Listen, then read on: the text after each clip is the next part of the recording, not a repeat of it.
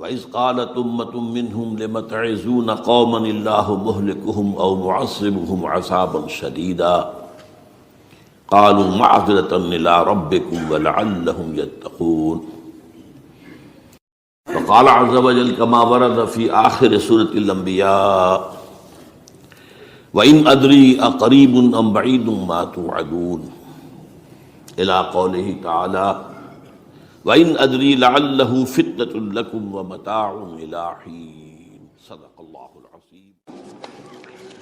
وعن سلمان الفارسی رضی اللہ تعالی عنہ قال قال رسول اللہ صلی اللہ علیہ وسلم لا يرد القضاء إلا الدعاء ولا يزيد في العمر إلا البر رواہ الامام الترمذی رحمہ اللہ۔ رب اشرح لي صدری ويسر لي امری واحلل عقدۃ من لسانی یفقہوا قولی۔ اللهم ربنا الہمنا رشدنا واعذنا من شرور انفسنا اللهم ارنا الحق حقا وارزقنا اتباعه وارنا الباطل باطلا وارزقنا اجتنابه آمین یا رب العالمین۔ حضرات، اگر انسان اس بات پر غور کرے کہ انسانی زندگی کی سب سے یقینی شے کون سی ہے جس میں کسی شک و شبہ کی گنجائش نہیں، زندگی کی سب سے بڑی حقیقت موت ہے جسے ہم بھلائے رکھتے ہیں۔ اگر کسی عزیز کی نماز جنازہ پڑھتے ہیں تب بھی یہ خیال نہیں آتا کہ اس وقت ہم بھی ہو سکتا تھا کہ یہاں پر بجائے ان کے میرا لاشا ہوتا۔ کچھ تھوڑی سی تو ہوتی ہے، قبر میں جب اتارتے ہیں کسی عزیز کو تو کچھ نہ کچھ احساسات کے اندر کچھ حرکت ہوتی ہے، لیکن بس واپس آنے کے بعد پھر آدمی بھول جاتا ہے موت۔ لیکن قرآن مجید نے لفظ یقین استعمال کیا ہے موت کے لیے۔ سورہ حجر کی آخری آیت ہے، حضور سے خطاب کر کے فرمایا وَاعْبُدْ رَبَّكَ حَتَّى يَأْتِيَكَ الْيَقِينُ۔ اے نبی، آپ تو اپنے رب کی بندگی میں لگے رہیے، اس کی اطاعت میں، اس کی فرمانبرداری میں، یہاں تک کہ موت آ جائے۔ تو سب سے یقینی شے حیات انسانی کی موت ہے۔ اسی طرح اس کائنات کی سب سے یقینی شے قیامت ہے۔ کچھ عرصے پہلے تک جب سائنس آئی تھی، خاص طور پر نیوٹن کا دور تھا، آپ کو یاد ہوگا بہت سو کو جو اصول تھے، میٹر از انڈسٹرکٹیبل، میٹر ڈسٹرائے نہیں ہو سکتا۔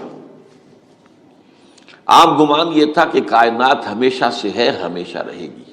یہ اس دور کا یہ تھا جو ذہنوں میں تصور تھا، جس کو نیوٹونین ایرا آف فزکس کہا جاتا ہے، فزکس کا نیوٹن کا دور۔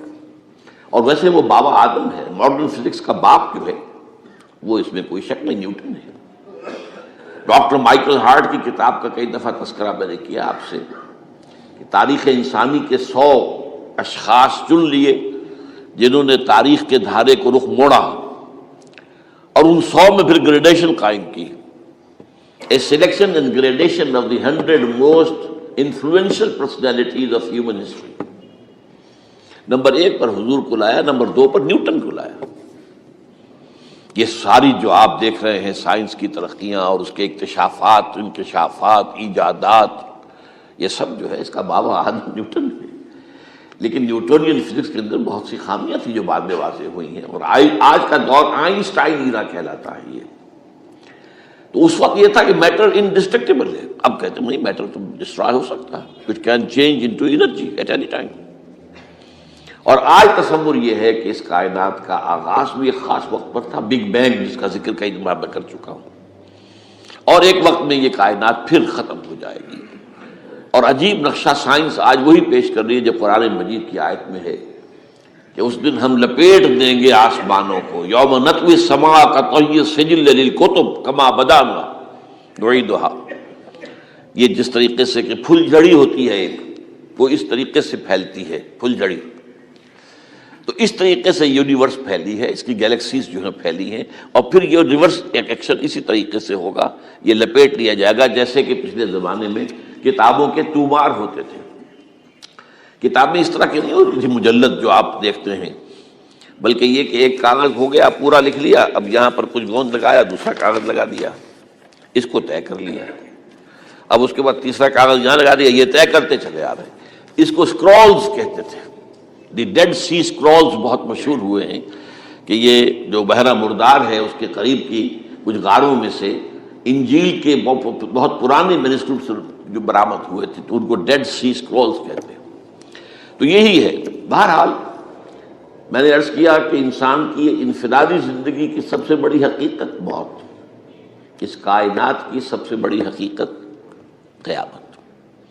قیامت سے پہلے کے بارے میں ایک حقیقت ہے جس پر کہ ہر مسلمان کو یقین رکھنا چاہیے، اور وہ یہ ہے کہ اس قیامت سے پہلے پوری دنیا میں حق کا بول بالا ہوگا.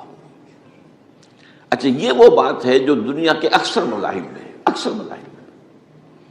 اور خاص طور پر جو تین یہ مذاہب ہیں جنہیں ابراہیمی مذاہب کہا جاتا ہے، یہودیت، عیسائیت اور اسلام، میں جو صراحت کے ساتھ ہے. یہود کے ہاں بھی عقیدہ موجود ہے، عیسائیوں کے ہاں بھی ہے، مسلمانوں کے ہاں بھی ہے کہ اس سے پہلے، اس کائنات کے ختم ہونے سے پہلے، اس زمین کی قیامت آنے سے پہلے اس پر اللہ کا دین غالب ہوگا، کنگڈم آف ہیون اور ارتھ. اور یہی بات حضرت مسیح نے کہی تھی اپنے اس وقت کے جن یہودیوں سے مخاطب تھے، ریپینٹ، توبہ کر لو، for the kingdom of heaven is at hand. اب جو وہ ہے آسمانی بادشاہت آیا چاہتی ہے، وہ آسمانی بادشاہت تھی حضور کا ظہور صلی اللہ علیہ وسلم، جس سے کہ وہ آسمانی بادشاہت قائم ہوئی اور پھر پھیلی کتنے بڑے علاقے میں. لیکن بہرحال پوری دنیا میں نہیں پھیل سکی، وہ کچھ کے اسباب کیا تھے وہ اس وقت میرا موجود نہیں ہے، لیکن پھیلنا ہے اس کو. اس سے قبل کیا ہونا ہے، یہ جو تیسری بات میں نے کہی ہے اس پر آپ کو یقین ہونا چاہیے، اس لیے کہ احادیث صحیح آ گئی ہے. قرآن مجید کا صغرا کبرا دلالت کرتا ہے اس پر کہ حضور کو بھیجا گیا غلبہ دین کے لیے اور بھیجا گیا پوری نوع انسانی کے لیے. تو جب تک پوری نوع انسانی پر دین غالب نہ ہو، حضور کا مقصد بعثت ابھی مکمل نہیں ہے. اسی کو اقبال نے کہا تھا، وقت فرصت ہے کہاں، کام ابھی باقی ہے، نور توحید کا اتمام ابھی باقی ہے. یہ چمن معمور ہوگا نغمہ توحید سے، ایک وقت آئے گا کہ پورا یہ قرآن جو ہے نغمہ توحید کے ساتھ اس کا جو ہے گونج جائے گا، لیکن یہ کہ ابھی تو نہیں ہوا ہے، نہ ہونا ہے. اس سے پہلے کا معاملہ ایک ہے کہ جس کی خبریں دی گئی ہیں، اور وہ ہے کہ قیامت میں اس نظام دین حق کے غالب ہونے سے پہلے بڑی خوفناک جنگوں کا ایک سلسلہ ہے جس کی خبریں دی گئی. یہ یہود کے ہاں بھی ہیں خبریں موجود، عیسائیوں کے ہاں بھی ہے. جو بائبل کا آخری باب ہے، ریولیشنز آف سینٹ جان، وہ کاشفات یوحنا ترجمہ کیا جاتا ہے، اور حضور کی احادیث پہ بھی موجود ہے. ملاحم، باب الملاحم، یہ بہت سی کتابوں کے اندر باقاعدہ ابواب ہیں. ایک باب الملاحم، جنگوں کا باب. ان میں سے ایک جنگ وہ ہے جسے کہا ہے اس یوحنا کی مکاشفات میں آرمگدان، اور غالباً اسی کو حضور نے قرار دیا ہے الملحمۃ العظمی، عظیم ترین جنگ، الملحمۃ الکبریٰ. تو یہ بھی یقینی چیزیں ہیں کہ جو ہونے والی ہے. یہ ملاحم کیوں ہوں گے؟ آپ اس میں اچھی طرح سمجھ لیجئے کہ اس میں ایک تو ہے عذاب اکبر جو آئے گا یہودیوں پر، ایک ہے عذاب اصغر جو آئے گا مسلمانوں پر. میں نے یہ آج سے 20 سال پہلے کتاب لکھی تھی، وہ جو مختلف، پہلے تو وہ نوائے وقت کے اندر کالم کی شکل میں شائع ہوئی تھی، پھر یہ کہ موجودہ اور سابقہ مسلمان امتوں کا ماضی، حال اور مستقبل، غالباً اس وقت آؤٹ آف پرنٹ ہے وہ کتاب. بہرحال جن کو بھی دلچسپی ہو وہ اسے کہیں سے حاصل کر لیں، لائبریری سے، مکتبے سے مل جائے گی اور پڑھے اس کو. یہ 20-22 سال پہلے کی بات ہے، کوئی آج کی بات نہیں. تو اس میں ان تمام چیزوں کا میں نے تذکرہ کیا ہے، اس لیے کہ عذاب اکبر اس کو کہتے ہیں کہ کسی قوم کا نام و نشان مٹا دیا جائے.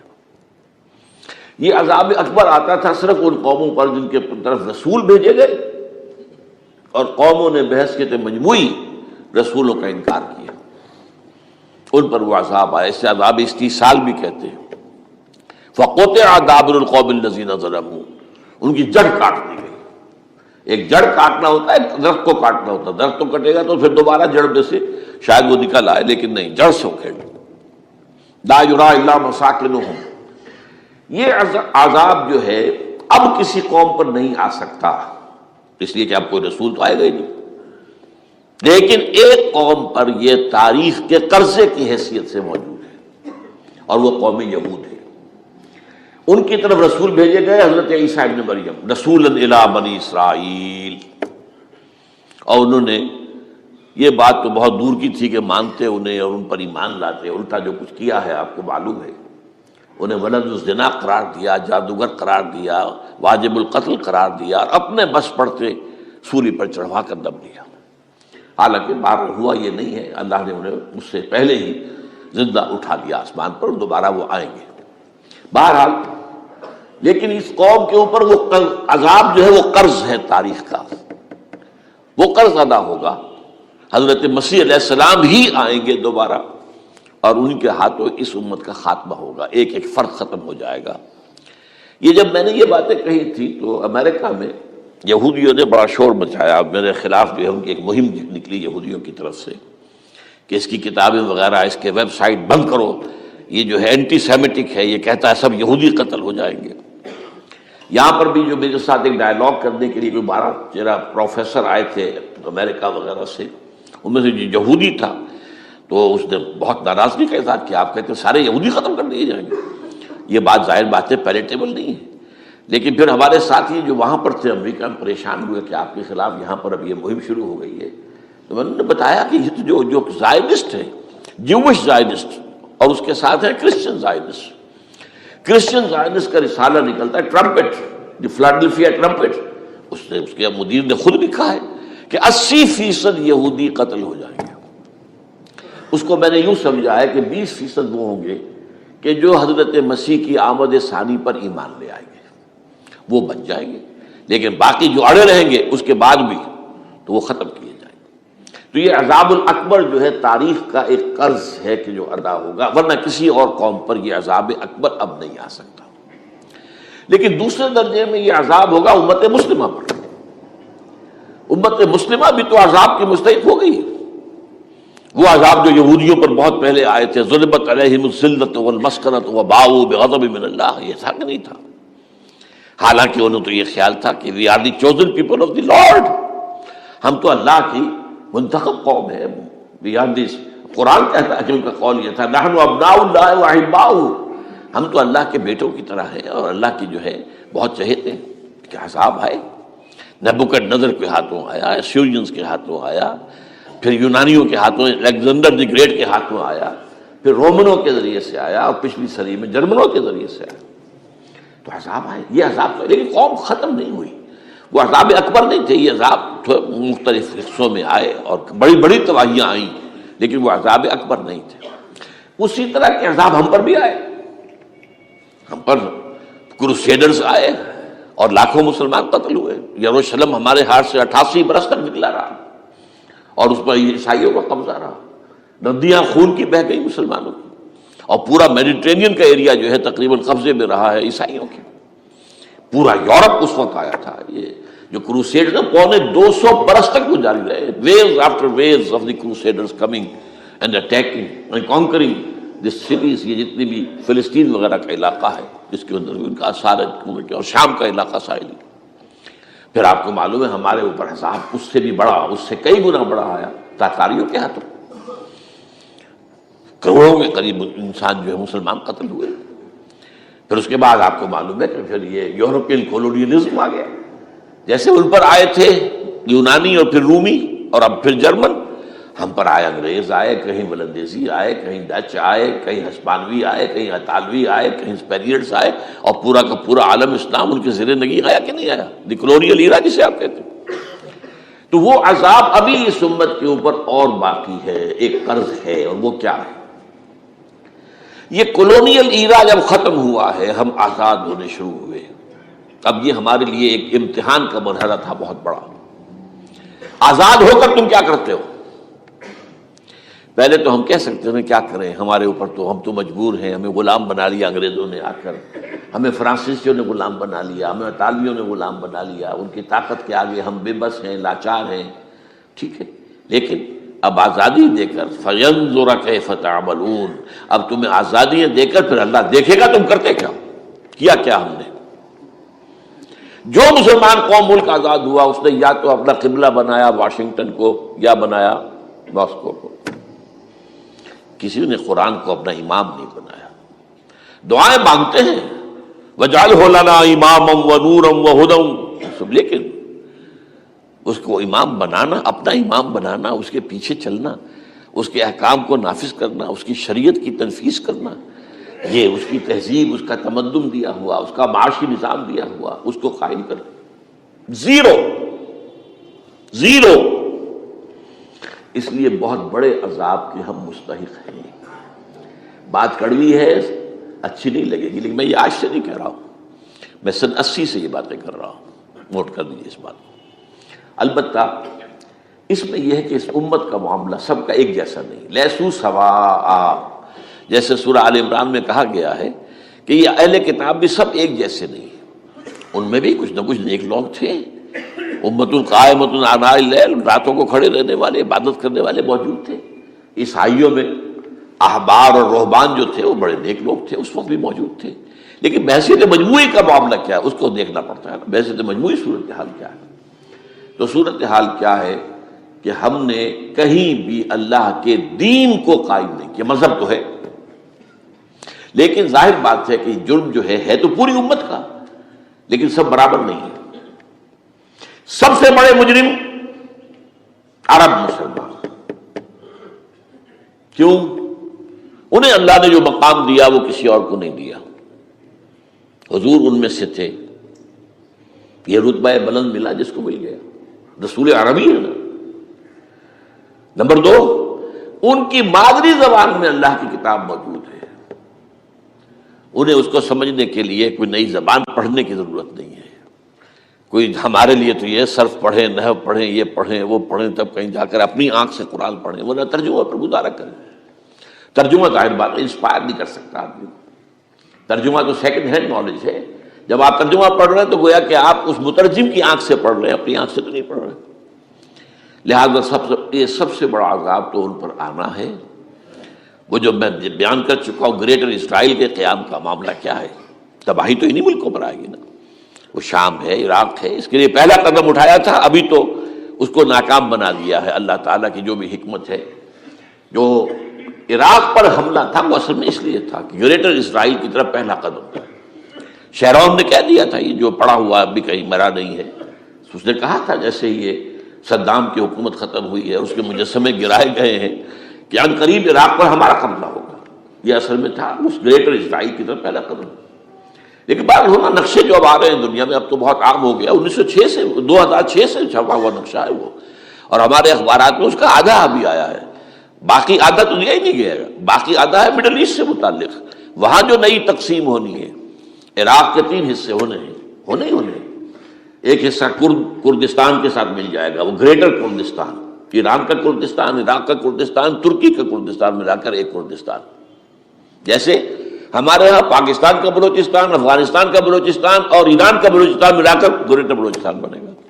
یہ ممکن نقشہ، یہ نقشہ تو اس میں دیا گیا ہے جو اب اخبارات میں چھپے. وہ اگلا حصہ جو ہے وہ میں آپ کو بتا رہا ہوں. اور جو سعودی عرب کے ٹکڑے ہوں گے کہ ایک چھوٹی سی ریاست بنا دی جائے گی مکہ مدینہ شہروں کے اوپر مشتمل. یہ ویٹیکان ہوگا، جیسے ویٹیکان سٹی ہے روم کے اندر، یہ عیسائیوں کا ایک بڑا مرکز ہے. تو ایک چھوٹی سی حکومت اسے کہتے ہیں، علیحدہ ہے. وہاں اطالوی حکومت کا قبضہ نہیں ہے، وہاں پہ ان کی اپنی حکومت ہے، پوپ کی حکومت ہے. ایسے ایک ویٹیکن، گویا کہ ایک مسلم ویٹیکن بنا دیا جائے گا مدینہ. یہ ان کے نقشے ہیں. یہ نہ سمجھے کہ ایسا ہوگا، یہ تو اللہ جانتا ہے. لیکن یہ کہ جو ہوگا وہ تو میں نے کئی دفعہ کہا، وہ تو اللہ کو معلوم ہے. یمکرون و یمکر اللہ، وہ اپنی سی چالیں چل رہے ہیں، اللہ اپنی چال چل رہا ہے. لیکن نقشوں کی یہ بہرحال اس میں جو بھی ہے یقیناً ایک حد تک کامیابی انہیں ہوگی جس کی خبریں ہمیں دی گئی ہیں. گریٹر اسرائیل ایک دفعہ قائم ہوگا، سعودی عرب سے بھی شمالی حصہ لے لیا جائے گا، مدینے میں داخل نہیں ہو سکیں گے بس. اچھا مکے کو وہ کلیم ہی نہیں کرتے، مکے سے انہیں کوئی سروکار نہیں ہے.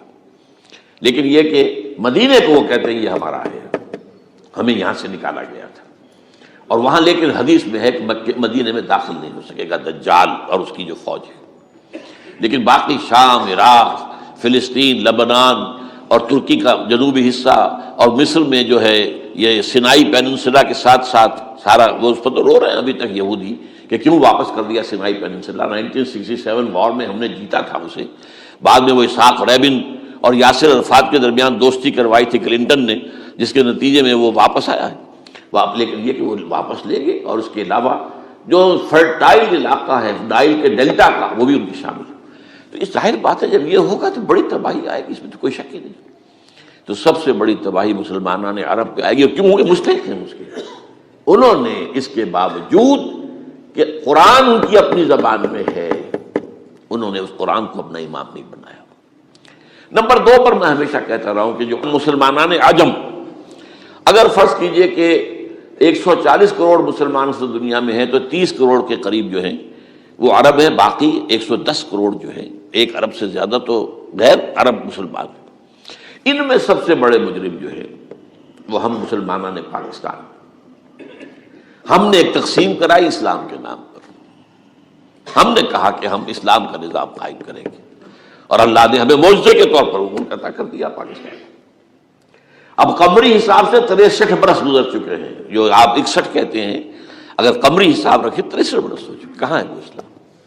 لہذا مستحق۔ لیکن اب اس میں یہ ضرور ہے کہ ابھی پاکستان کے معاملے کو میں سمجھتا ہوں کہ ہینگنگ ان دی بیلنس والا معاملہ ہے، ابھی نہیں کہہ سکتے، اللہ تعالیٰ شاید کوئی توفیق دے دے، کوئی معجزہ ہو جائے، کیونکہ میرا تو یقین یہ ہے کہ یہ قائم بھی معجزے سے ہوا ہے، جس پر میں نے تفسیراً کتاب میں لکھا ہوا ہے اپنی استحکام پاکستان، اور اب کوئی دوبارہ معجزہ ہو سکتا ہے، اور معجزہ کیا ہوگا کہ پوری قوم میں توبہ کی ایک کیفیت پیدا ہو جائے، اللہ کے کرنے سے ہو سکتی ہے۔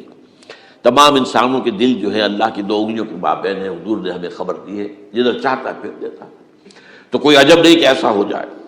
بہرحال اس اعتبار سے میں آپ سے عرض کر رہا ہوں کہ یہ پاکستان کے بارے میں نے جو آپ کو 2 آیتیں سنائی ہیں سورہ انبیاء کی، اس آخر کے حصے میں آئی ہیں سورہ انبیاء میں، وَإِنْ أَدْرِي أَقَرِيبٌ أَمْ بَعِيدٌ مَا تُوعَدُونَ۔ دیکھو لوگوں، مجھے یہ معلوم نہیں ہے کہ جس عذاب خداوندی کا تم سے وعدہ کیا جا رہا ہے وہ قریب آ گیا یا دور ہے، یہ حضور سے کہا جا رہا ہے، قل، آپ یہ کہہ دیجیے، ان ادری اقریب ام بعید ما توعدون۔ ساتھ ہی یہ بھی فرمایا وَإِنْ أَدْرِي لَعَلَّهُ فِتْنَةٌ لَكُمْ وَمَتَاعٌ إِلَىٰ حِينٍ، اور مجھے نہیں معلوم، ہو سکتا ہے کہ یہ تمہارے لیے ایک فتنہ بن کر معاملہ آ گیا ہو اور ابھی تمہیں اور مہلت دے دی جائے۔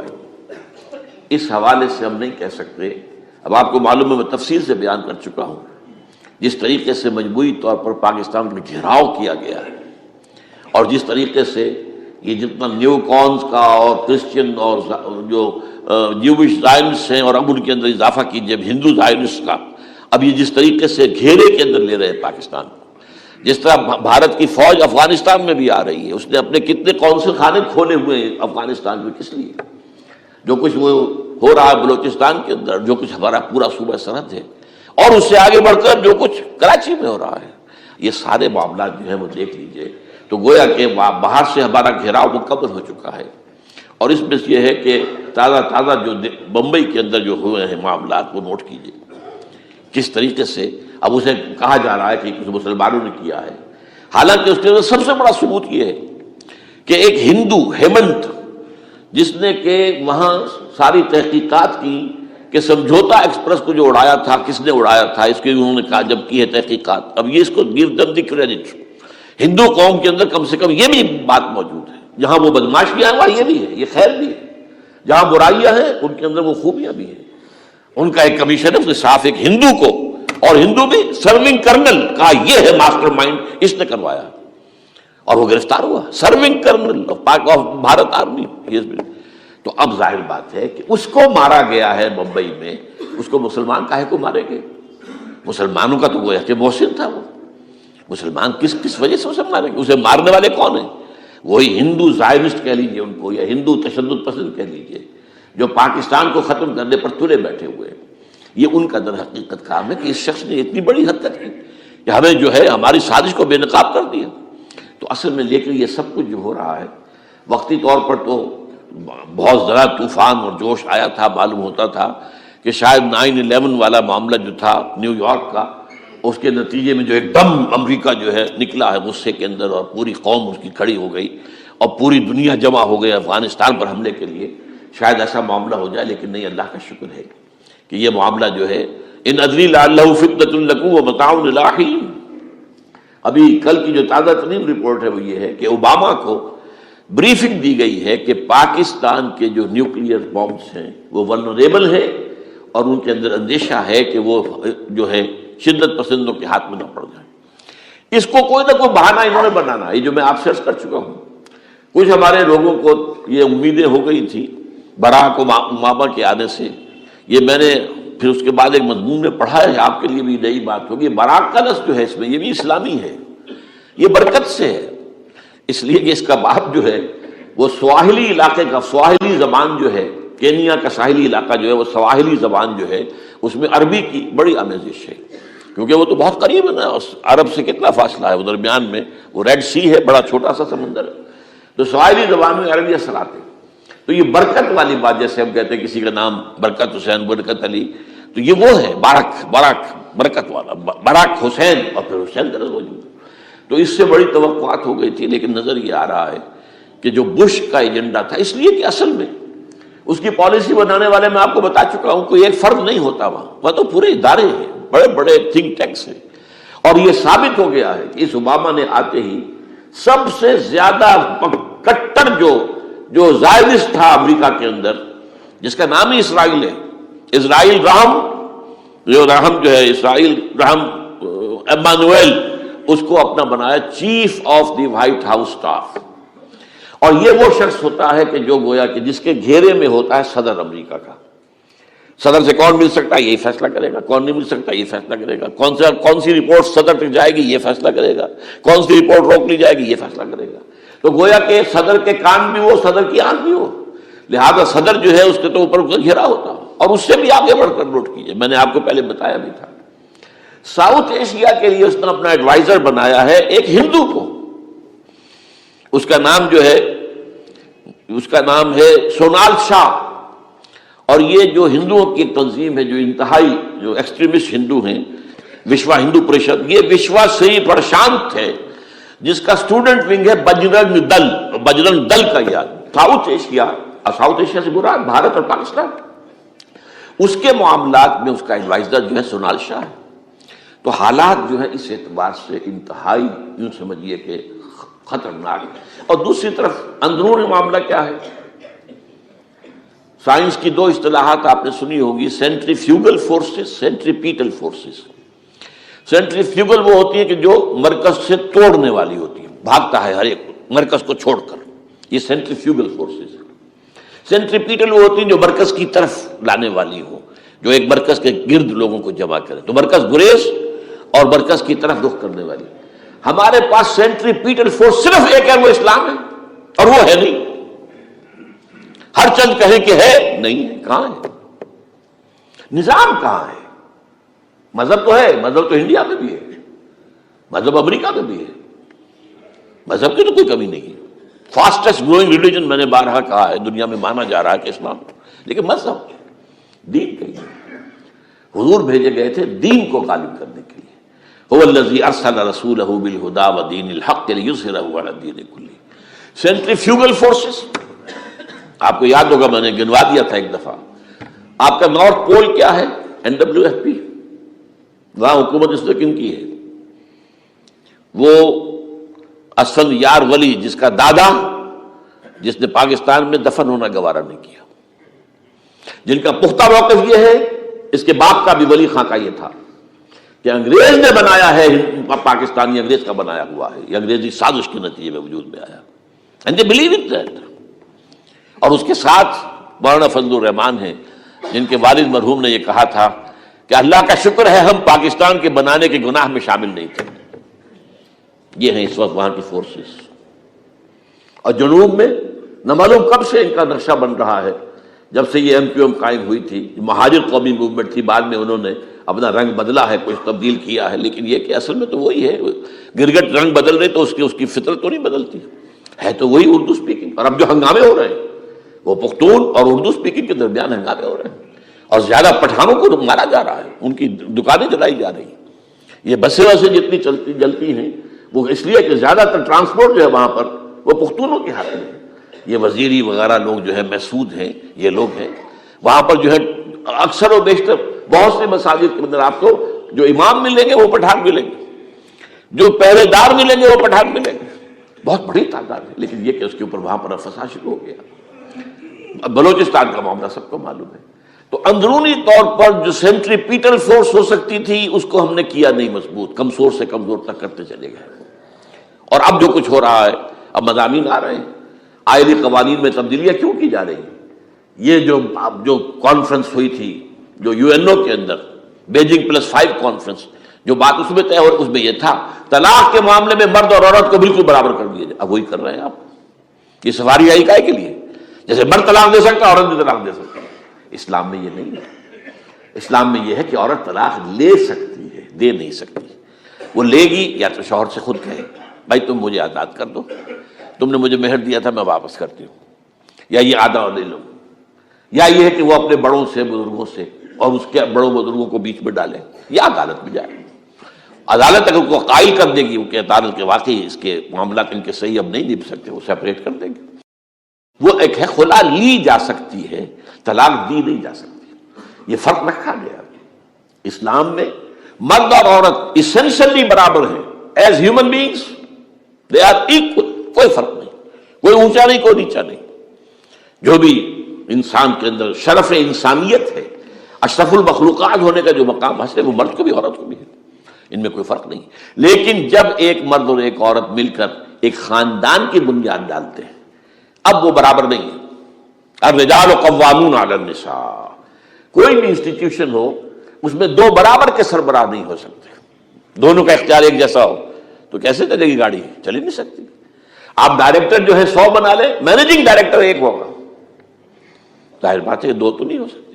لہذا انسٹیٹیوشن فیملی کے لیے اسلام نے جو نظام دیا ہے، یہی طلاق کا معاملہ ہے، وراثت کا معاملہ ہے. عورت کے ذمہ کچھ اور کام لگائے ہیں، مردوں کے ذمہ کچھ اور کام لگائے ہیں.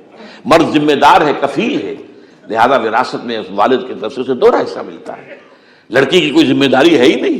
وہ تو بلکہ شادی بھی ہوگی تو شوہر سے مہر لے گی، لڑکا شادی کرے گا تو مہر دے گا.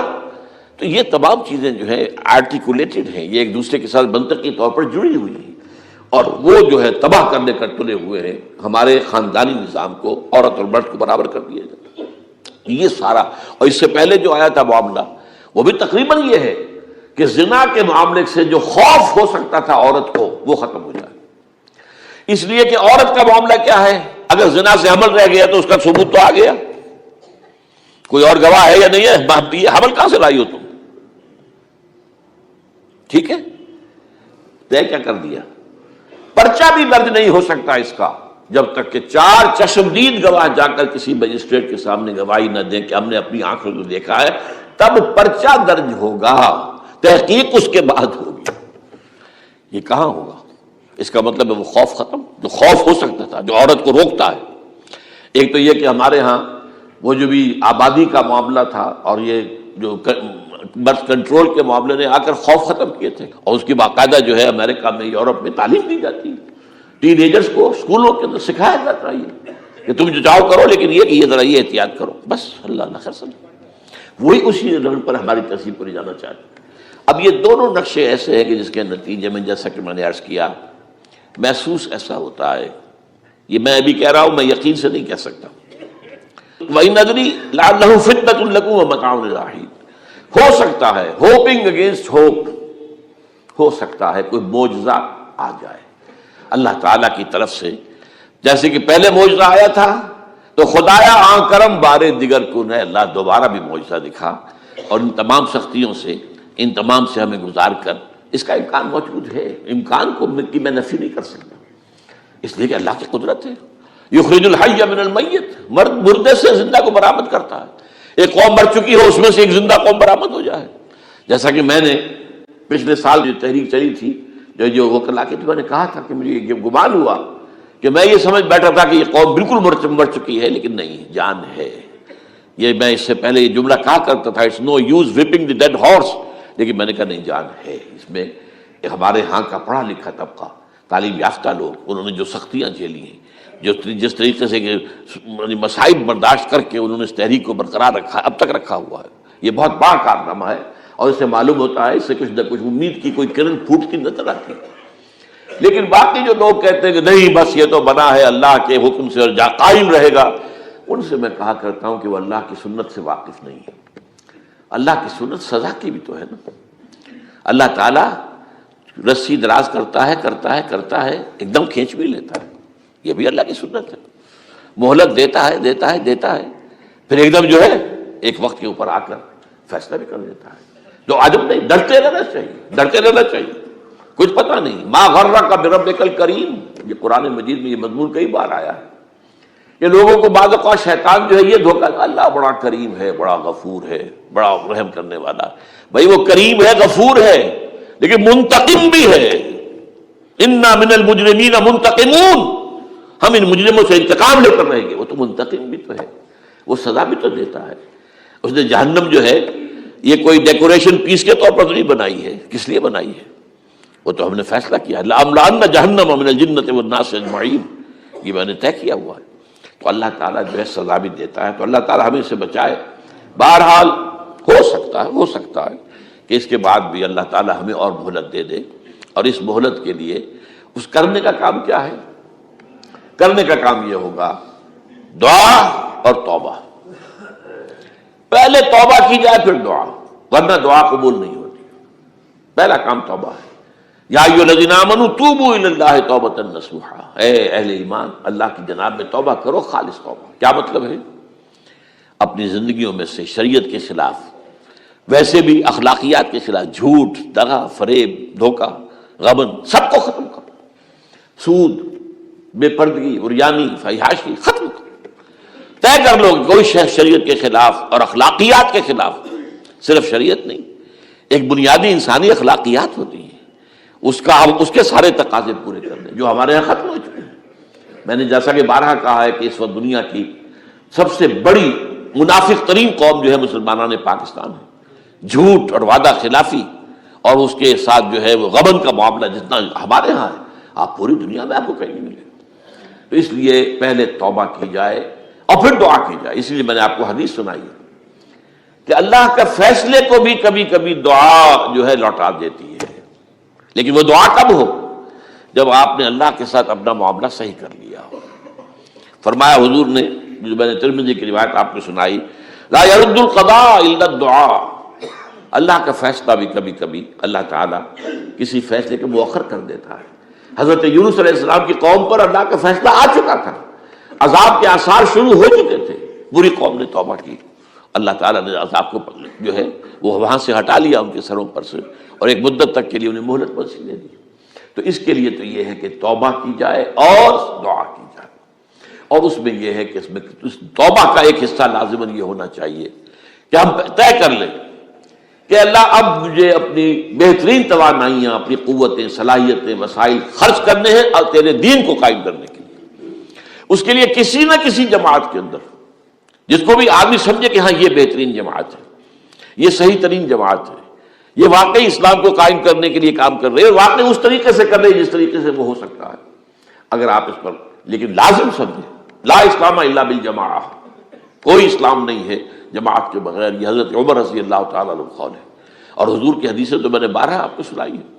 انی آمرکم بخمس اللہ امرنی بہن بالجماعۃ والسمع والطاعۃ والہجرۃ والجہاد فی سبیل اللہ، میں تمہیں 5 باتوں کا حکم دے رہا ہوں، اور یہ 5 باتیں وہ ہیں جن کا اللہ نے مجھے حکم دیا ہے، جماعت، سمع و طاعت اور جہاد و ہجرت، یہ 5 باتیں۔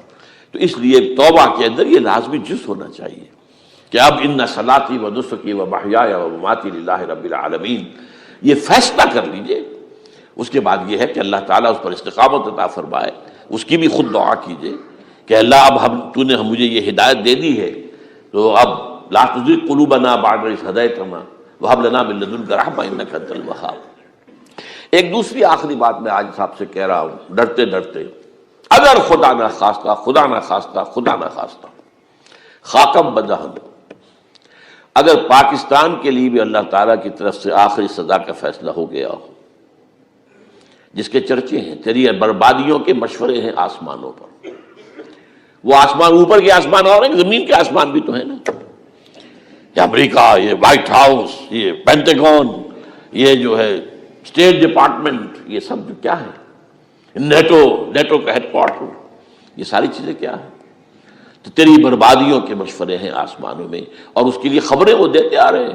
بہت سے لوگ کہتے ہیں یہ خام خواہ کے ہیں ان کے، یہ ہمارا صرف بھی ہماری بددلی پیدا کرنے کے لیے نہیں، لیکن یہ کہ جو کچھ انہوں نے نقشے بنائے تھے وہ نقشے تو پورے ہوتے چلے آئے۔ 1897 میں یہودیوں نے جو فیصلے کیے تھے، 20 برس کے بعد بالفور ڈیکلریشن کی شکل میں وہ فیصلہ آ گیا، یہودیوں کو فلسطین میں آبادی کا حق دے دیا گیا، Balfour declaration 1917، only 20 years later۔ اس کے 20 سال بعد 48 میں اسرائیل قائم ہو گیا۔ کوئی تصور کر سکتا تھا پچھلی صدی کے اندر یہودیوں کی حکومت قائم ہو جائے گی دنیا میں؟ کہیں امکان کوئی نہیں تھا۔ پوری دنیا میں پھر ادھر ادھر پھیلے ہوئے، منتشر، جسے وہ ڈائسپورا کہتے ہیں، اور یورپ میں تو شدید نفرت تھی ان سے، لیکن یہ کہ جس طرح انہوں نے رفتہ رفتہ وہاں پر قدم جمائے ہیں، جس طرح ان کو اپنے قابو میں لیا ہے، جس طرح ان میں مذہبی تقسیم پیدا کی ہے، کیتھولکس کی اور پروٹیسٹنٹس کو اعلی کار بنایا ہے، سیکولرزم اور اس کے بعد سود پر مبنی معیشت کا نظام وہاں نافذ کیا ہے، بینک کا نظام قائم کیا ہے، ای بنوک، ای فکر چالاک یہودیوں کا قائم کرنا ہے یہ بینک کا نظام، اور سب سے پہلا بینک انہوں نے انگلینڈ میں قائم کیا تھا۔ تو ان کی جو باتیں ہیں وہ تو پوری ہو رہی نظر آ رہی ہیں، ان کے نقشے جو ہیں ان کے سامنے آ رہے ہیں ہمارے۔ تو اس حوالے سے ہو سکتا ہے خاکم بدہن، اگر خدا نہ خواستہ یہ لکیر ختم ہو جائے، تب بھی ظاہر بات ہے زمین تو کوئی ختم نہیں ہو جائے گی، اللہ کی زمین ہے۔ کیا پاکستان نہ بنتا تو ہمارے ذمہ نہیں تھا کہ اللہ کے دین کو دنیا میں قائم کرنے کی جد و جہد کرتے؟ وہ تو بحیثیت مسلمان ہمارا فرض ہے۔ کیا حضور اکثریت میں تھے عرب میں؟ وہ تو اقلیت میں بھی نہیں تھے، ایک آدمی تھا اللہ کا بندہ کھڑا ہوا ہے، جو جنہوں نے ایک مرتبہ حضور کی بات سنی ہے اور جا کر کہا ہے اپنی قوم، یا قومنا اجیبوا داعی اللہ، اے ہماری قوم کے لوگوں، اس اللہ کی طرف دعوت دینے والے کی پکار کو سنو، لبیک کہو۔ تو کوئی عجب نہیں، یہ جو اقبال نے الفاظ کہے ہیں، تو نہ مٹ جائے گا ایران کے مٹ جانے سے، نشے میں کو تعلق نہیں پیمانے سے، اور ہے آیا فتنہ تاتار کے افسانے سے، پاسباں مل گئے کعبے کو صنم خانے سے۔ تاتاریوں کے ہاتھوں کروڑوں مسلمان قتل ہوئے، اور پھر وہی تاتاری مسلمان ہو گئے۔ امت مسلمہ کی قیادت ان تاتاریوں کے ہاتھ میں آ گئی، عربوں سے لے کر ان تتولوا یستبدل قوما غیرکم، جو بات سورہ محمد میں کہہ دی گئی تھی بالکل آغاز میں، اگر اے عربوں تمہیں جو مقام ہم نے دیا ہے، اپنا رسول تم میں سے بھیجا، بعث فی الامیین رسولا منہم، تمہاری زبان میں اپنی کتاب نازل کی، تو تمہیں جو مشن سونپا ہے، اگر تم نے اسے پیٹھ دکھا دی تمہیں ہٹائیں گے، کسی اور قوم کو لے آئیں گے۔ اور یہ 13ویں صدی عیسوی میں ہو گیا۔ 1258 میں آخری خلیفہ بنو عباس کا اسے محل سے نکالا ہے مستعصم باللہ کو، اور ایک جانور کی کھال میں لپیٹ کر ڈال دیا ہے گلی میں، اور گھوڑے دوڑاؤ اس کے اوپر۔ یہ آخری چراغ گل ہوا ہے بنو عباس کا، جس پر کہا تھا سعدی نے، آسمارا حق بود بر خوب بارد در زمین بر زوال ملک مستعصم امیر المومنین۔ مستعصم باللہ نام تھا آخری خلیفہ کا، اس کی حکومت کے زوال پر آسمان سے خون بھی برسے تو اس کا حق ہے آسمان کو کہ خون کی بارش کرے۔ تو یہ چیزیں ہیں جو کہ نوٹ کرنے کی ہیں۔ اگر خدا نہ خواستہ ایسا ہو جائے تو ظاہر بات ہے کہ اسلام پھر بھی زندہ رہے گا۔ ہم مر سکتے ہیں، اسلام نہیں مرے گا، اسلام کو تو رہنا ہے۔ جیسا کہ حضور نے فرمایا کہ میں آخری رسول ہوں، تم آخری امت ہو، وہ تو یہ ہے۔ البتہ یہ ہے، ہو سکتا ہے ہم سے یہ قیادت چھین کر کسی اور کو دے دی جائے، اور کوئی عجب نہیں کہ ہندوؤں سے ہمیں پٹوا کر ہندوؤں کے ہاتھ میں دے دی جائے۔ تاریخ کی میں مثال دے رہا ہوں، ہے فتنہ تاتار کے افسانے سے، پاسباں مل گئے کعبے کے صنم خانے سے۔ آخر ہندوستان میں 20 کروڑ مسلمان ہے کہ نہیں، بلکہ زیادہ ہے۔ آپ سوچئے اس ہندوستان کی سرزمین سے شیخ احمد دیدار پیدا ہوا تھا، جس نے پوری دنیا میں عیسائیوں کو جو ہے وہ مناظروں میں شکست دی ہے۔ اسی ہندوستان سے آج ذاکر نائک کھڑا ہوا، پوری دنیا میں ڈنکا بجا رہا ہے، عیسائیت کے خلاف، یہودیت کے خلاف، ہندو مت کے خلاف، ان کی کتابوں سے، ان کے ویدوں سے، ان کے تمام جو اسکرپچرز ہیں ان کے حوالے سے ثابت کر رہا ہے تمہارا دین غلط ہے، تمہارے ہاں تو محمد کی بشارتیں موجود ہیں، دیکھو یہ ہے، یہ کتابیں ہیں، یہ پڑھی انہوں نے۔ میں نے کبھی کہا تھا مولانا علی میاں رحمۃ اللہ علیہ سے کہ مولانا، میں یہ گیا تھا ان کے پاس ملاقات کے لیے، میرا خیال ہے کہ سن 82-83 کی بات ہے، کہ میں اور کسی سے تو توقع نہیں رکھتا لیکن آپ سے توقع رکھتا ہوں کہ آپ زیادہ روشن خیال علماء میں سے ہیں، کہ آپ ندوۃ العلماء لکھنؤ کے اندر آپ سنسکرت کی تعلیم کو لازمی کریں، تاکہ آپ کے فارغ التحصیل لوگ نکلیں تو وہ پڑھ سکیں ویدوں کو کہ ویدوں میں کیا لکھا ہوا ہے، ہندو کے ذہن کو تو سمجھے کہ ہندو کا ذہن ہے کیا، اس کا فکر کیا ہے، اس کی سوچ کیا ہے، اس کے عقائد کیا ہیں، جو وہ ظاہر کر رہے ہیں وہی ہے یا واقعی ان کی کتابوں میں کچھ اور ہے۔ آج ہمارا بھی ظاہر بات ہے کہ آج اسلام جو ہے، کوئی تازیوں کے جلوسوں سے کوئی اسلام کو پہچانے، یا جو پیروں کے مقبروں کے اوپر جو ہے صوفیہ کے جو عرس ہو رہے ہیں اس کے حوالے سے اسلام کو پہچانے گا، تو کیا وہ صحیح اسلام کو پہچانے گا؟ اسی طریقے سے آپ کو ہندو مذہب کا ذہن جو ہے کیا ہے، تو وہ وعدہ کیا کہ ہاں آپ نے بہت اچھی بات کہی ہے۔ 2 سال کے بعد میری ملاقات وہاں ہوئی ایک کانفرنس میں، وہ بھی مضبوط تھے، میں بھی تھا شکاگو میں۔ میں نے پوچھا مولانا وہ آپ نے کیا؟ کہ میں تو بھول ہی گیا۔ یہ ہمارے علماء کا اصل میں معیار ہے، نئی بات کو جو ہے کوئی قبول کرنا ان کے لیے اتنا آسان نہیں۔ آج ذاکر نائک کر رہا ہے، ڈٹ کر کر رہا ہے، ان کے اسکرپچر سے، ان کے حوالوں سے، اپنشد سے، اور تمام جو ان کے جو ہیں ویدوں سے، تو یہ کام جو ہو رہا ہے۔ اسی طریقے سے یہ بھی بات میں آپ کو بتا دوں کہ میرے دورہ ترجمہ قرآن کی جس قدر پذیرائی بھارت میں ہو رہی ہے، پاکستان میں نہیں ہے۔ پاکستان میں تو میرے چینلز بند کر دیے گئے، مجھ پر بہت سے چینلز جو ہیں ان کا دروازہ بند ہے، پی ٹی وی میں تو میرا داخلہ ہی حرام ہے، اور باقی سب نے بند کر دیا گیا۔ ایک جو ہے ہمارے ہاں ایک مائنورٹی کمیونٹی ہے، وہ اتنی زوردار ہے، اور ظاہر بات ہے نیوسنس ویلیو اگر زیادہ ہے تو وہی چیز دنیا میں چلتی ہے۔ آپ کو معلوم ہے بند کرا دیا انہوں نے، کچھ عرصے کے لیے ذاکر کا پروگرام بھی ممبئی میں بند کرا دیا تھا، لیکن وہاں تو کھل گیا، اس لیے کہ کم سے کم ذاکر نے پچھلے دنوں کہا ہے ایک کانگریس ایک اپنے اجلاس کے اندر، اور یہ عجیب بات ہے، اس سے پہلے اس نے کبھی کوئی سیاسی بات نہیں کی، لیکن اس نے یہ بات کہی ہے کہ پہلے تو کہا جاتا تھا ہندوستان میں کہ مسلمان تعلیم حاصل نہیں کرتے، جاہل ہیں، اس لیے پیچھے رہ جاتے ہیں، اور آج جب مسلمان آگے ہے تعلیم میں، تو اب آئی ٹی کے میدان میں دروازہ بند کر دیا گیا مسلمانوں کا۔ یہ اس نے کھل کر کہا ہے، بامبے کی اسٹیج پر کہا ہے، لیکن اس نے یہ کہا کہ جو کچھ بھی ہے ہندوستان میں، لیکن ایک بات ہے کہ ہندوستان کی عدلیہ صحیح جگہ پر قائم ہے، اس کا مقام درست ہے۔ آپ سوچئے ہمارے ہاں اس کا تصور ہے کہ اس طریقے کی انکوائری کمیٹی آئے، اس طرح کھل کر اس کا جو ہے لوگوں کے سامنے اس کو بیان بھی کر دیا جائے۔ ہمارے ہاں تو کسی انکوائری کمیٹی کی رپورٹ آج تک سامنے آتی ہی نہیں، سب بند، کوئی کمیٹی جو بھی کچھ ہو جائے، اس کے بعد کسی کو پکڑنا، سرونگ کرنیل کو پکڑ لینا، تو عدلیہ قائم ہے۔ جیسے کہ کبھی چرچل نے کہا تھا جب بے انتہا تباہی ہو گئی تھی سیکنڈ ورلڈ وار میں، اور لوگ آئے کہ برباد ہو گئے، تباہ ہو گیا، یہ ہو گیا وہ، اس نے کہا یہ بتاؤ کہ برطانیہ میں عدالتیں کام کر رہی ہیں؟ کہ ہاں، بس ٹھیک ہے، پھر یہ ملک قائم رہے گا۔ یہ معاملہ جو ہے بھارت کے اندر عدالتیں ہیں، چل رہی ہیں، تو اس حوالے سے کوئی عجب نہیں، کوئی عجب نہیں۔ ہمیں اصل میں جیسا کہ میں نے کہا تھا کہ ہم وطن پرست نہیں ہیں، ہم زمین پرست نہیں ہیں، وندے ماترم یہ ہمارا ترانہ نہیں ہے، زمین کے پجاری نہیں ہیں، ہمیں پاکستان سے محبت ہے اور پاکستان کا دفاع کریں گے۔ اور بڑے عمدہ بات ہے کہ اس موقع پر جو ہے تمام ہماری جو اپوزیشن پارٹیز ہیں وہ جا کر جمع ہو گئی ہیں، آل پارٹیز کانفرنس کے اندر یکجہتی کا ثبوت دیا ہے۔ یہ اسلام کے لیے ہونا چاہیے، صرف ایک خطہ زمین کے لیے نہیں۔ اصل میں شے جو ہے ہمیں جو مقصود ہے وہ اسلام ہے۔ تو کوئی عجب نہیں ہے کہ جس طریقے سے پچھلے دنوں ہمارے یہ بہت اہم آدمی ہیں، آپ کو معلوم سید قاسم محمود صاحب بے شمار کتابوں کے مصنف ہیں، یہ دلی گئے تھے اور اس سے آگے بھی گئے مختلف جو ہیں یو پی کے شہروں میں۔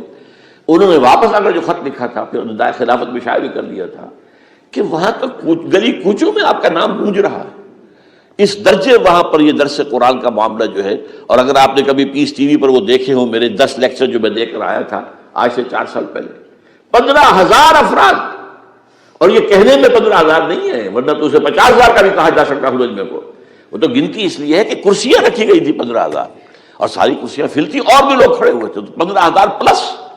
کہیں پاکستان میں تو آج تک یہ بات نہیں ہوئی ہے، لیکن یہ کوئی عجب نہیں۔ قرآن مجید میں سورہ انعام میں نقشہ کھینچ دیا گیا ہے، حضور سے کہا گیا اے نبی آپ مایوس اور بددل نہ ہوں، اگر یہ مکے والے ہماری اس کتاب قرآن کی قدر نہیں کر رہے تو ہم نے ایک قوم کو تیار کر رکھا ہے جو اس کی ناشکری نہیں کریں گے، ناقدری نہیں کریں گے۔